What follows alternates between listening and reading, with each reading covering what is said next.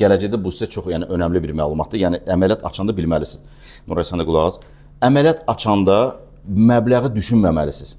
Qəti şəkildə. Yenə deyirəm, həmişə vurğuladığım kimi, sizin əsas məqsədiniz əməliyyatın uğurlu olub olmamaqdır. Nəyə görə? Bax, məsələn, bir trader əməliyyat açarkən, o əməliyyat, qiymət onun düşündüyü istiqamətə gedəndə, əgər o məbləği düşünürsə, onu beynində xərcləməyə başlayır.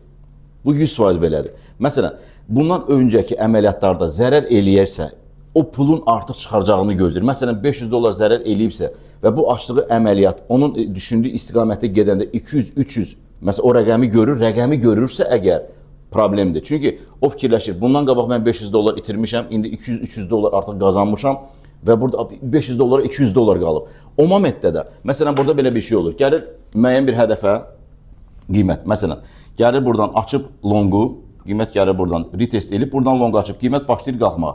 Bu bölgədə görür ki, $300 məsələn qazanıb. Bundan əvvəlki əməliyyatlarda da belə $500 pul itirib. Bu $300 görür, fikirləşir ki, $500 itirdiyi məbləğə $200 qalıb. Bir dənə o da olsa, mən artıq heç olmasa zərəri çıxartmış oluram da, yəni. Bu vəziyyətdə beyin artıq analiz etmə qabiliyyətində olmur. 100%.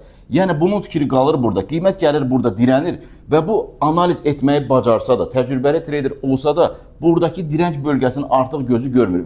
Fikri məbləğdədir. O $500 tamamlasın. Gəlir qiymət burada dönür, gəlir düşür aşağı, bir də qalxır, bir də düşür, bir də qalxır. Bu görür ki, bu dirənc bölgəsidir. Özünü heç cürə inandıra bilmir ki, mən dirənc bölgəsindəyəm, qalxa bilmirəm, düşəcəm, giriş nöqtəsi də məsələn bu bölgədədir.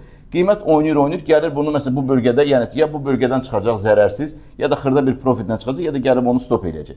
Amma qiymət hətta gəlib $500 çatsa da belə artıq başqa fikirlərə düşür ki, zərəri çıxartdım, indi mənə lazımdır biraz artıq qazanım. Çünki mən stres keçirmişəm, $500 itirmişəm, 3-4 əməliyyatda, bir $200 da heç olmasa mən o pulu götürürüm, yəni $700 götürüb $200 profitdən çıxarım.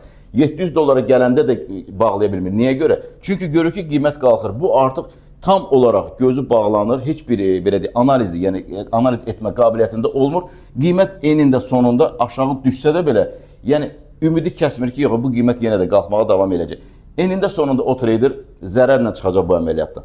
Trader hər nə olursa olsun, əməliyyat açarkən ilk düşündüyü bir şey, mənim bu analizim uğurlu olmalıdır. Uğurlu olacaqmı? Hədəfim bu bölgədir. Bu bölgəyə gələrsək, burada hansı məbləğin olmasından asılı olmayaraq, mən buradan əməliyyatdan məcburi şəkildə çıxmalıyam. Rəqəmə baxmamalıdır, qəti şəkildə. Əməliyyatım uğurludur, buradan girdim, dəstək bölgəsi idi, qiymət qalxmağa başladı, dirənc bölgəsindədir. Lokal dirənc bölgəsi olsa da belə, burada əməliyyatın bir hissəsini götürməlidir, qalan hissəsini də buraxmalıdır. Ya gedər, ya da düşər stop bölgəsini. Düşsə də belə, əməliyyatdan gəlirlə çıxmış olacaq. Ona görə, siz əməliyyat açarkən uğurlu, əməliyyatların uğurlu olmasını düşünəcəksinizsə, uğurlu əməliyyatların sayını düşünəcəksinizsə, siz enində sonunda bu birjada ancaq qazanacaqsınız. Yəni enində sonunda qazancdan çıxacaqsınız. Yox, rəqəmə baxacaqsınızsa, beyninizdə o pulu xərcləyəcəksiniz. Ya heç belə deyək, rasxodunuz olmayıb, itirməmisiniz, qazancdasınız. O $500, $1000 görən adam, yenə büdcəsinə baxır, tutalım balansında $1000 olan adam fikirləşir ki, $500 qazanmışam, $1000 gedib filan şeyi alacam, filan borclarımı qaytaracam, özümə nə bilim maşın alacam, özümə nə bilim paltar alacam. Onu düşünə-düşünə analizi görmür, qrafiki görmür, kör olur yəni. Beyin imkan vermir görməyə. Görsə də belə, deyir ki, əşi yox, düşməyəcək, qalxmağa davam eləyəcək. Enində, sonunda o əməliyyatdan zərərlə çıxmış olacaq. Ona görə uğurlu əməliyyatların sayını düşünmək lazımdır. Vəssalam.